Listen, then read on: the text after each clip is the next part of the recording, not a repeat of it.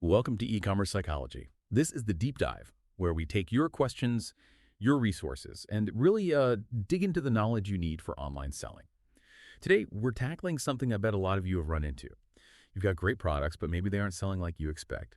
Or you keep getting questions about stuff that seems obvious from the description. Our source today is this really great article, The Curse of Knowledge: Why Your Product Descriptions May Be Failing. So our mission here is to unpack this whole curse of knowledge thing and, give you some solid strategies to write descriptions that actually connect with customers and get them to buy. And just before we jump in, this deep dive is powered by Growth Suite. Growth Suite helps you run smart discount campaigns on your store. You can test it free on Shopify. Just find it on the Shopify App Store. Yeah, and what's really interesting here is how this seemingly simple thing, writing product descriptions, actually taps into some fundamental stuff about how our brains work, how we process information. We'll get into why it's so tricky, for experts, people who know the product inside out, to talk effectively to newcomers, and more importantly, what you can actually do about it. Exactly. So we're going to break down what the curse of knowledge actually is. We'll look at the psychology, like why our brains work this way, and the real cost, the financial hit it can take on your business. Then we'll dig into, the common mistakes, the red flags and descriptions, see which kinds of products are most likely to have this problem, and pinpoint those really key moments in the customer journey where clarity is just crucial. Okay, so let's start with the basics. The curse of knowledge, fundamentally, it's this cognitive bias where once we know something, we kind of find it hard to imagine not knowing it. We forget what it was like to be a beginner. It actually popped up first in economic research back in 1989. They were looking at information asymmetry, basically, how knowing more than someone else affects how we predict their understanding. And that 15-30% conversion drop we see, well, studies suggest the higher end of that often happens with products where customers maybe don't have a lot of existing knowledge, or maybe the risk feels higher if they choose wrong. Think complex electronics, specialized B2B stuff. So the curse kind of amplifies any existing uncertainty they might have.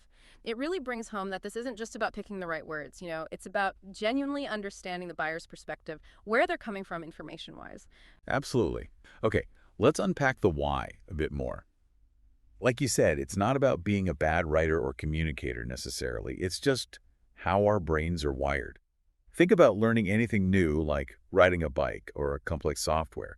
Once you get it, it's really hard to remember how baffling it felt at the start, right? Mm-hmm. That feeling is kind of tied to what psychologists call hindsight bias.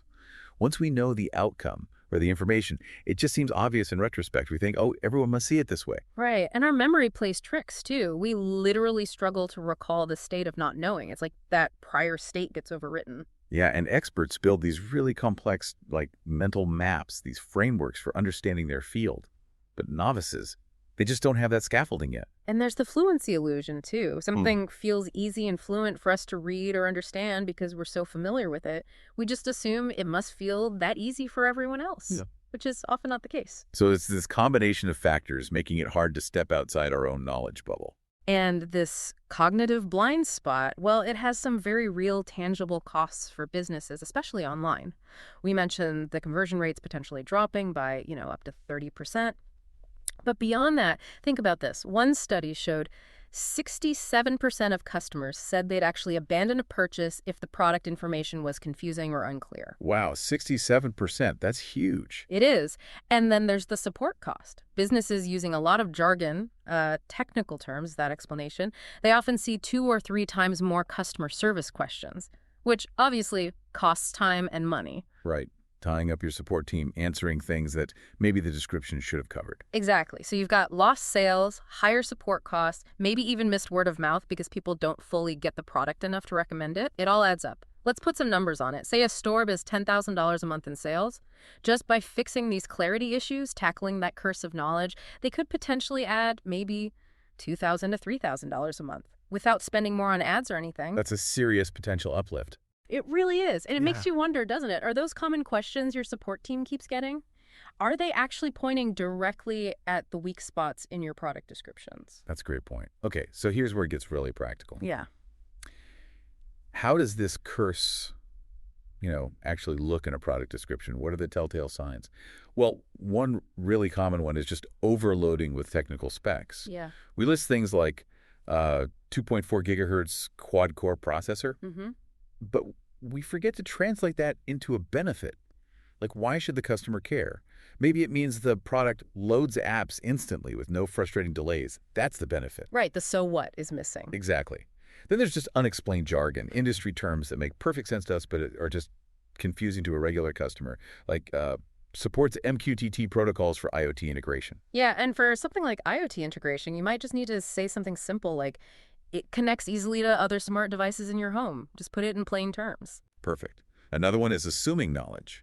We just take for granted that people understand the basic product category, or maybe certain features that are actually new to them. We forget they might be coming in cold. Totally.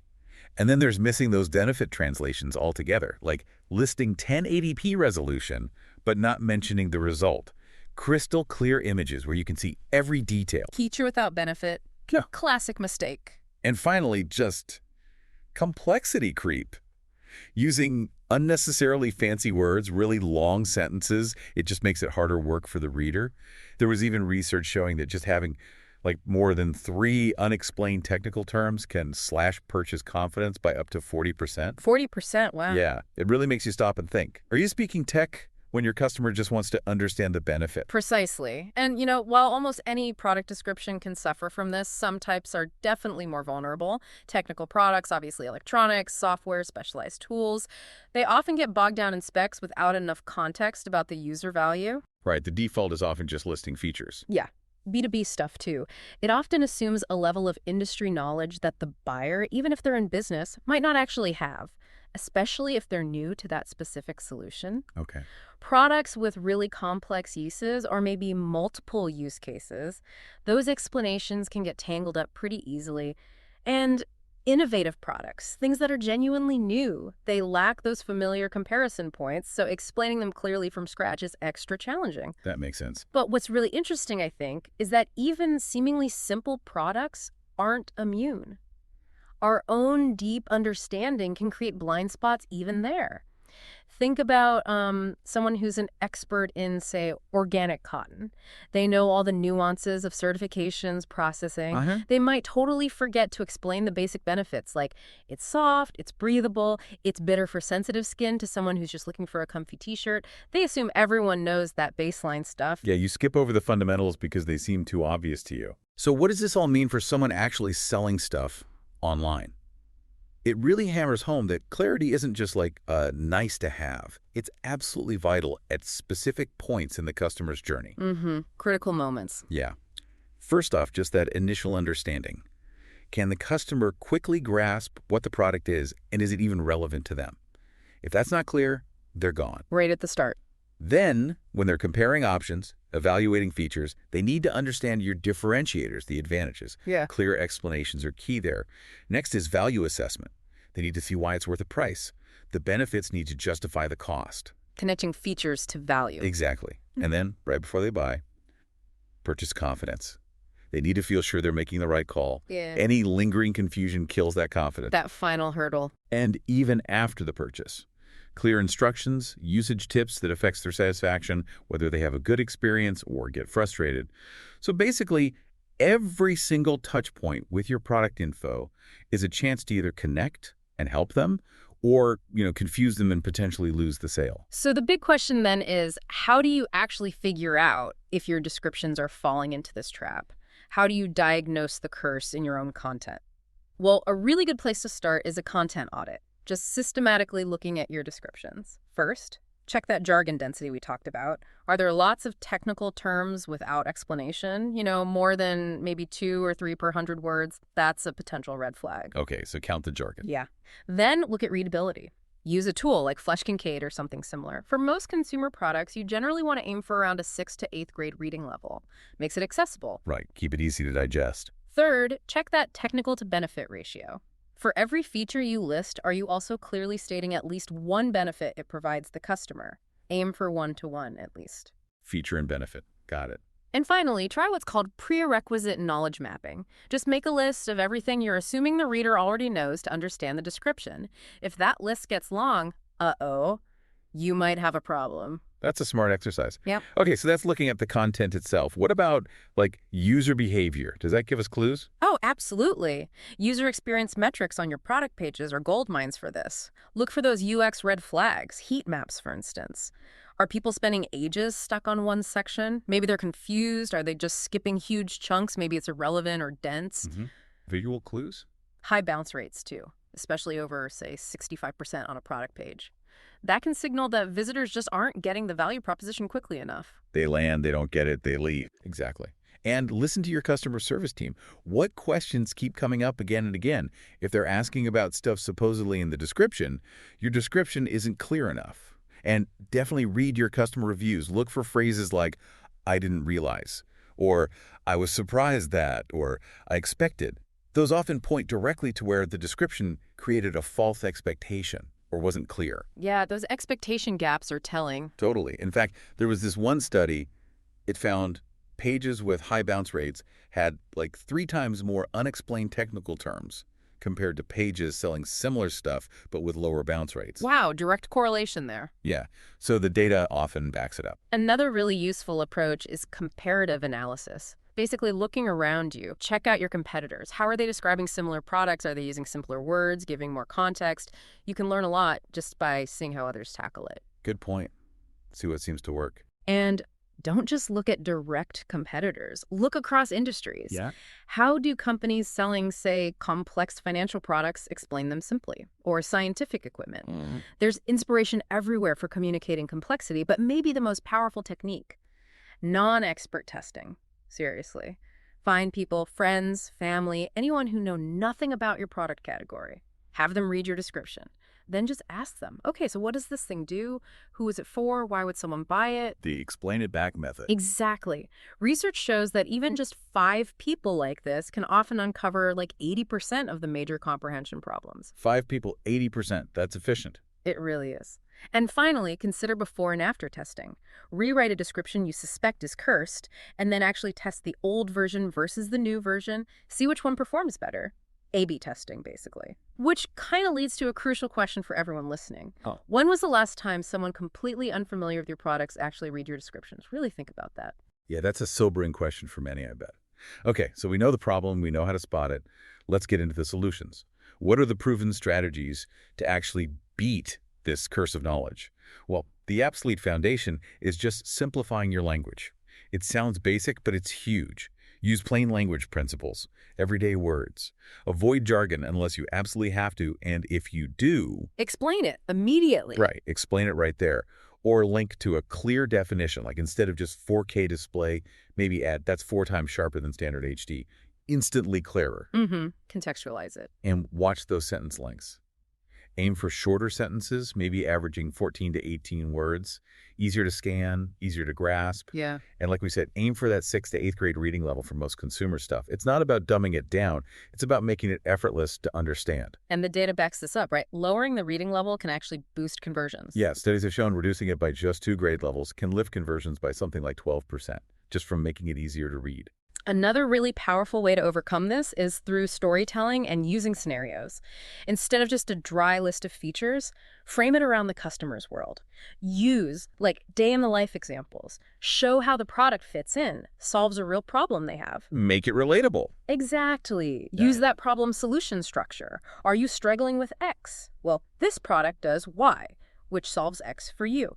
Very clear, very direct. Give concrete use cases. Show how different types of customers benefit. Make it tangible for them. Think about how Dyson talks about vacuum power.